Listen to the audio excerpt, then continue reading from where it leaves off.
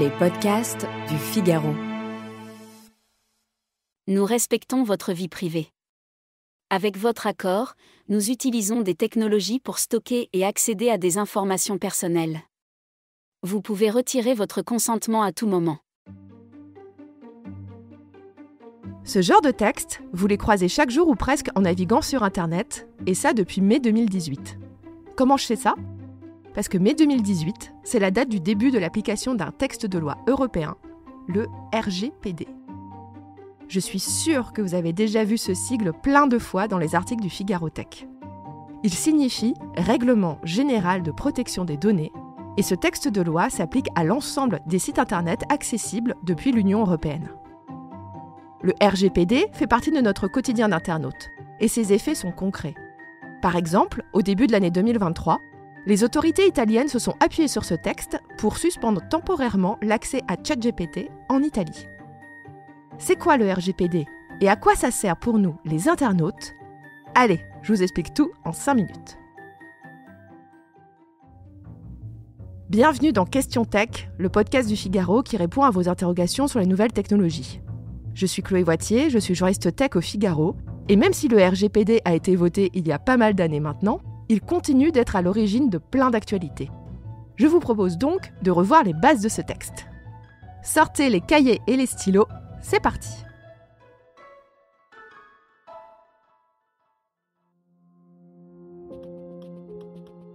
Aujourd'hui sur Internet, une grande partie des sites et des services sont totalement gratuits.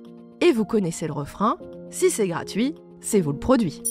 Le produit, ce sont vos données personnelles. Votre identité, votre email, vos déplacements, vos goûts personnels, vos achats, etc. Ces informations sont captées, analysées et constituent des fichiers clients qui peuvent être revendus. Si ce que l'on appelle l'économie de la donnée était un match de foot, alors le RGPD serait l'équivalent du coup de sifflet de l'arbitre. Si nous sommes le produit, alors nous devons avoir notre mot à dire. C'est là l'intérêt central du RGPD. Il donne le pouvoir aux internautes européens de dire non à la collecte de leurs données.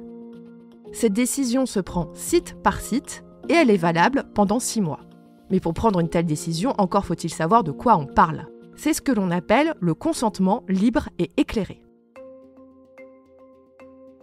En clair, le RGPD oblige chaque site internet à détailler quel type d'informations il collecte et dans quel but. Est-ce pour savoir combien de personnes visitent le site et quel est leur profil ? Des hommes, des femmes, quel âge environ ? Est-ce pour afficher de la publicité ciblée et donc plus rémunératrice ? Est-ce pour proposer une expérience de navigation personnalisée ? Ou bien est-ce pour entraîner une intelligence artificielle ? Cette information publique doit être facile à trouver et simple à comprendre. Bon, on va pas se le cacher, c'est encore loin d'être le cas aujourd'hui, et la lecture de ces textes, bien souvent interminables, est franchement rébarbative. Mais elle a obligé les éditeurs de sites à être davantage transparents sur leurs pratiques. Il y a quand même un souci. Quand l'internaute doit choisir s'il accepte ou non la collecte des données, bien des sites font tout leur possible pour cacher le bouton « Je refuse ». En France, la CNIL a dû taper du poing sur la table pour rappeler les règles du jeu, et elle a distribué pas mal d'amendes, notamment du côté de Facebook, Amazon ou bien Microsoft. Le RGPD offre un autre droit aux internautes, celui de savoir quelles informations les sites internet détiennent sur eux et à demander leur suppression ou bien leur rectification. C'est un droit assez peu utilisé en pratique, mais au moins, il existe. Plein de professionnels vous diront que le RGPD est une horrible usine à gaz qui a compliqué la vie de pas mal d'entreprises. Plein de militants de la défense de la vie privée sur Internet vous diront aussi que la loi n'est pas suffisamment appliquée et que de nombreuses sanctions tardent à tomber.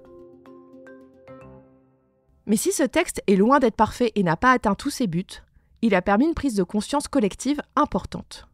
Même au nom du business, on ne peut pas faire n'importe quoi avec les données personnelles des internautes. Car les données personnelles, c'est aussi votre état de santé, vos empreintes digitales, vos opinions politiques, votre orientation sexuelle, votre situation financière. Bref, des informations qu'on ne souhaite pas voir tomber entre n'importe quelles mains, car elles pourraient être utilisées contre nous. L'Europe a été pionnière avec l'adoption du RGPD, et près de 70 autres pays s'en sont inspirés pour concocter leur propre loi de protection des données personnelles. Bref, comme disait un vieux slogan, on n'a pas de pétrole, mais on a des idées. Si ce sujet vous intéresse, je vous conseille d'écouter en complément les épisodes de Question Tech sur « C'est quoi les données personnelles ?» et « C'est quoi les cookies ?» Bonne écoute. Cet épisode de Question Tech a été réalisé par Astrid Landon avec Louis Chabin à la prise de son. S'il vous a plu, partagez-le autour de vous et abonnez-vous à Question Tech pour ne pas rater nos prochaines publications. Vous pouvez retrouver Question Tech sur le site du Figaro, mais aussi sur Apple Podcasts, Spotify, Deezer et vos applications préférées de podcast. Et n'oubliez pas, dans la tech, il n'y a pas de questions bêtes. À bientôt!